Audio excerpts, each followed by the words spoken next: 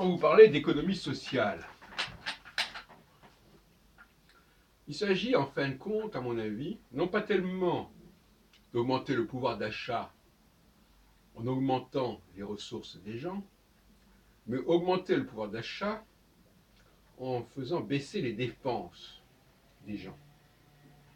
C'est-à-dire en multipliant les services gratuits. La gratuité, l'entrée libre, comme on voudra, doit être considérablement augmentée par des services de proximité sur le plan de la culture, de la nourriture, les restaurants, les concerts, les théâtres, etc. Il y a tout un système de baisse des dépenses. Donc même si les gens gagnent moins, parce qu'il s'agit plutôt de faire baisser les salaires que de les augmenter, il faut faire baisser les salaires et faire baisser les dépenses. Autrement dit, comment ça se produit?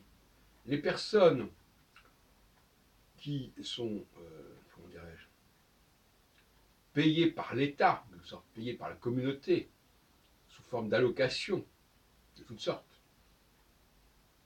et non pas par le privé, si on peut dire. Ces personnes-là devront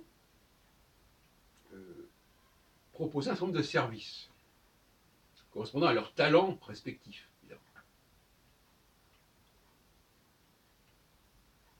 Il y a énormément de choses dont on peut faire baisser le montant, y compris le logement, parce qu'on peut imaginer des formes de logement beaucoup plus économiques, comme par exemple ce que j'appellerais le logement libre. C'est-à-dire qu'on peut, d'un jour sur l'autre, passer d'un endroit à un autre,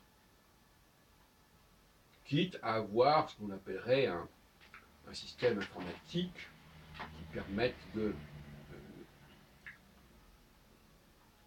d'habiter le lieu où on se trouve. Vous voyez ce que je veux dire? C'est-à-dire que la personne entre dans la pièce, elle met une clé informatique et la pièce va se décorer de la façon que souhaite la personne.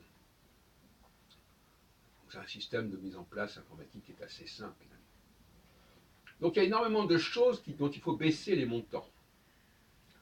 Alors, vous direz que ça peut augmenter le chômage, donc les gens vont gagner moins d'argent, mais ils auront moins de dépenses. Donc finalement, nous sommes dans une spirale de dépenses. Alors il faut dépenser, donc il faut gagner plus. Mais il faut passer à une spirale, au contraire, il faut gagner moins et dépenser moins.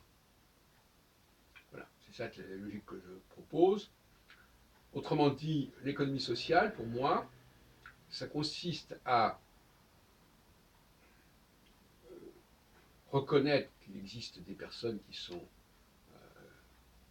ont des allocations de chômage, allocation ceci, allocation cela, et que ces personnes, elles ont des talents à proposer. Alors, jusqu'à présent, il semble que quand les gens avaient des allocations, on ne leur proposait pas de travail. Pourquoi on ne leur proposait pas de travail? Travail gratuit, bien sûr. Parce que ça risquait de menacer l'emploi. Une sorte de cercle vicieux. Donc, comme ça risquait de menacer l'emploi, on ne leur donnait rien à foutre. Bon, il faut y sortir de cette spirale complètement débile. Il y aura de plus en plus de gens, de toute façon, qui n'auront pas de travail au sens de travail salarié, mais il y aura de plus en plus de gens qui auront des loisirs. Et ces loisirs seront payés sous la forme justement de retraite, d'allocation, etc. Et cela permettra de proposer des services beaucoup plus accessibles sur le plan financier, même éventuellement gratuits d'ailleurs.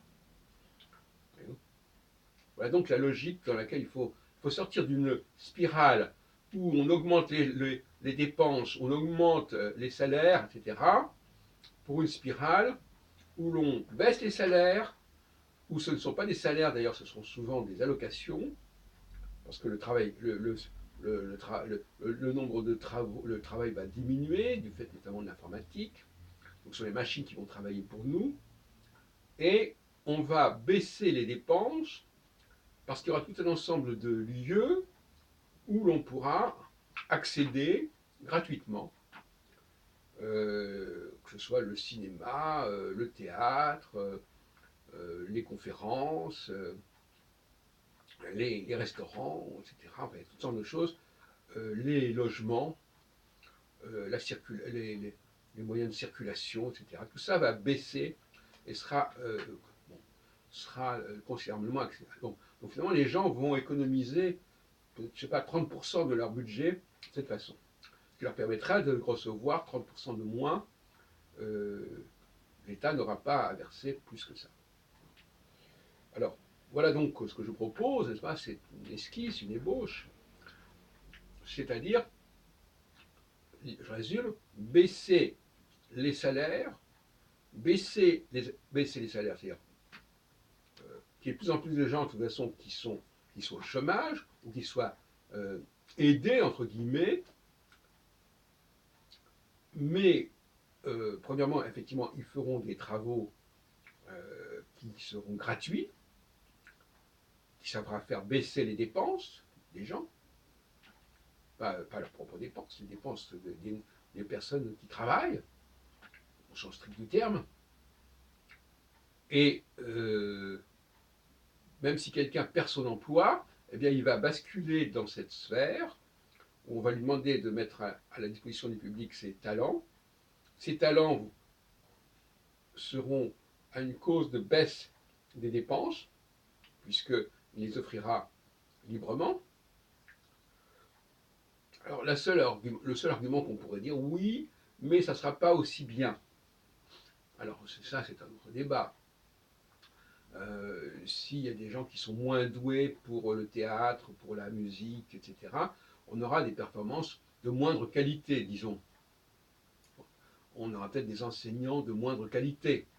Bon. Alors l'argument de la qualité, excusez-moi, c'est pas très sérieux, ça vaut pas grand-chose, et de toute façon, ça veut dire qu'on va sacrifier les établissements de haut niveau. Hein. Personne n'a dit ça. Au contraire, je suis tout à fait pour une sélection. Vous savez très bien que je suis pour la sélection. Mais la sélection, c'est une minorité de gens qui sont considérés comme cela. Cette minorité, c'est la minorité dirigeante. Mais le commun des mortels, lui, il ne fonctionne pas sur cette base-là. Il y aura bien entendu des concours, des sélections qui permettront de sortir d'une certaine moyenne, d'une certaine médiocrité, je dirais même à la limite. Et puis alors je terminerai en disant que nous sommes dans une forme de lutte des classes, c'est-à-dire quelque part, et que le mépris, c'est une notion qui est constante, de toute façon. Tout le monde se méprise. Tous les groupes, un groupe méprise toujours les autres groupes. Les gens d'en haut méprisent les gens d'en bas, les gens d'en bas méprisent les gens d'en haut. Méprise, ça veut dire aussi se méprendre. On ne sait pas apprécier le travail des gens qui nous sont étrangers, qui fonctionnent sur une autre base. Donc ne commençons pas à dire les uns méprisent, les autres. Tout le monde méprise. Et je dirais même que c'est une fonction normale, le mépris. C'est une façon de dire oui, n'allez pas par là. Bon. De dire qu'on pourrait, on ne va pas nous raconter d'histoire là-dessus. Le mépris, ça peut être instrumentalisé. Bon, donc résumons, non. Économie sociale, c'est l'avenir de nos problèmes. Baisser les dépenses, baisser les allocations, baisser les salaires, augmenter le nombre de personnes donc, qui sont. Enfin, je veux dire, on sait très bien que le nombre de personnes qui ne travaillent pas, c'est un problème qui ne sera pas résolu.